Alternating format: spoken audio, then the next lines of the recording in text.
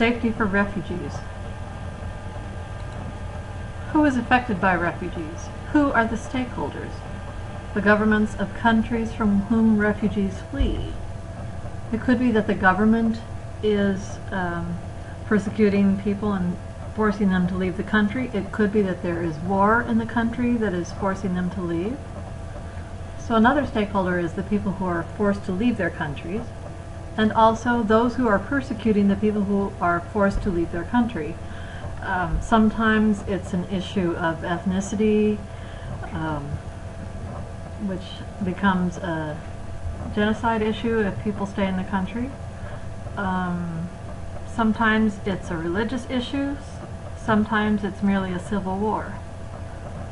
The United Nations, they are also affected by refugees. They provide shelter, food, etc. The countries into which refugees flee for safety are often greatly affected because they are also part of the help that is provided for refugees. So the governments of those countries to which refugees flee become involved with those refugees in terms of the legality of the refugees being there, providing help for refugees, determining whether or not it's okay for refugees to come into the country. Also, organizations that seek to help refugees both locally, nationally, and globally. You as a stakeholder. What are your opinions on the refugee crisis and the acceptance of refugees into countries such as the US and Europe?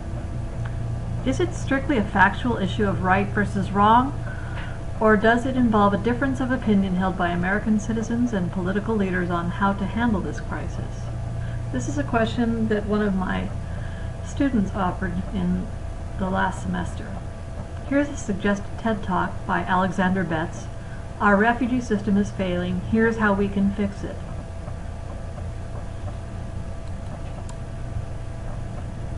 So it seems as though refugees are without any plausible options of safety as seen in the three choices of encampment: urban destitution and dangerous journeys. These three choices, encampment, urban destitution, and dangerous journeys, are issues that Mr. Betts brings up.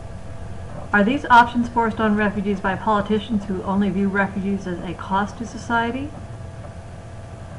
This is not only a political and economic issue, but a humanitarian issue. If this is true, why are there not more countries changing their policies to help countries?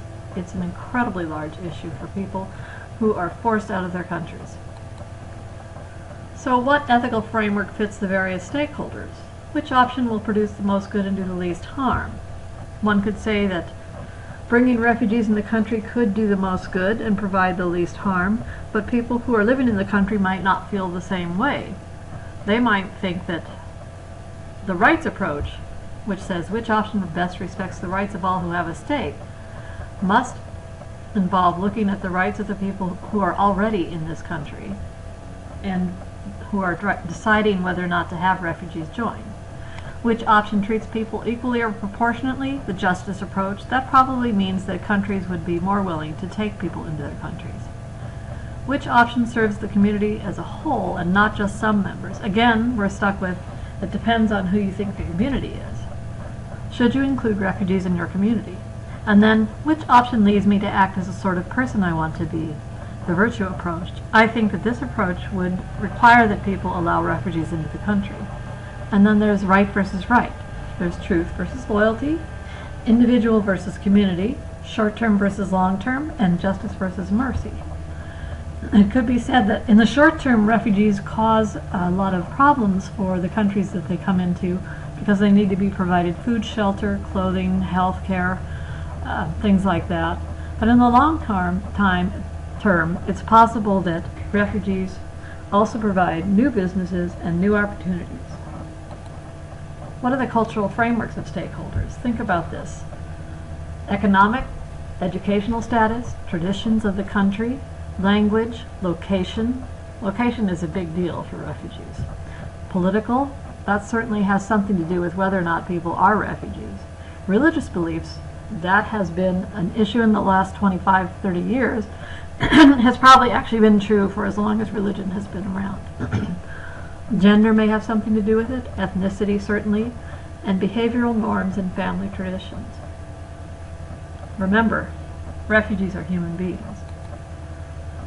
What kind of crimes are committed, and what other possible issues are present in refugee camps? I got some of my information from the two sources that you see listed below. There's sexual assault of the women, early marriage of girls, theft, malnutrition and disease, little to no educational opportunities, inability to find work as a refugee, a lack of health care, a lack of food and shelter, lack of sanitation and women's tampons and napkins, and mental health issues for refugees. This is from April 2017. Al Jazeera is a news source that is owned by the head of the country called Qatar, Qatar.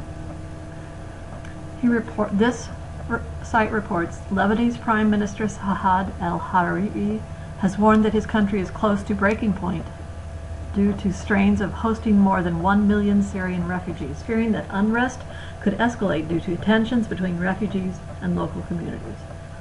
So, what are the challenges and the issues with accepting refugees from another country? Well, you need to provide them safety, and that costs money. But you also need to make sure that your country is safe. So that becomes a struggle. What are ways we as a country have worked to allow refugees a safe haven? And what are ways we can help? This is from an article from the BBC, Migrant Crisis, Migration to Europe Explained in 7 Charts. I don't show you all of the charts. The top 10 origins of people applying for asylum in the European Union in first-time applications in 2015 in thousands. Syrian, 60,000 people. Afghanistan was second with about 175,000. Iraq with about 125,000, etc. Migrant crisis again. Asylum claims in Europe in 2015. You can see that there were a total of 1,321,560. And you can see that Germany took about 500,000 of those. Sweden took a little more than 100,000. But you can see how they are going from one country to the next. Asylum applications per 100,000 population in 2015. Hungary, it looks like they took,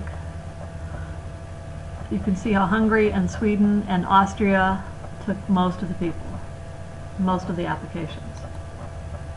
And this is where you can reach that article, Migrant Crisis, Migration to Europe Explained in 7 Charts. 5 surprising facts about the refugee crisis from the UN. Here's the news they write. The number of people forcibly displaced from their homes is the highest since World War II. 65.5 million people are currently living as refugees. Think about that. That would be 65 state of Idaho population. There are 12 million Syrians, more than half the country's population. They have been forced from their homes. Syria is also the largest source of new refugees, 824,000 in 2016. This was followed by South Sudan, where 740,000 people fled the country because of the brutal civil war. Here are the 5 surprising facts. More than half the world's displaced are kids. Many of these kids are fleeing alone. The greatest burden of the global refugee crisis falls on low-income and middle-income countries. Interesting. 4. Most people who are driven from their homes by armed conflict don't end up officially as refugees. If they haven't crossed an international border, the UN designates them as internally displaced persons, or IDPs. In 2016, there were around 40.3 million internally displaced persons around the world, far overshadowing the 25.3 million refugees. Colombia has the highest number of IDPs in the world, 7.6 million. How long does it take? Refugees are often living in camps for up to 12 years. It takes about 2 years for a refugee to obtain permission to come to the U.S. and obtain citizenship.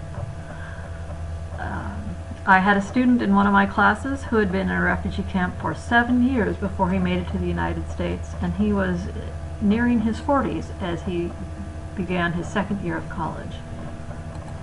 What is necessary to become a citizen?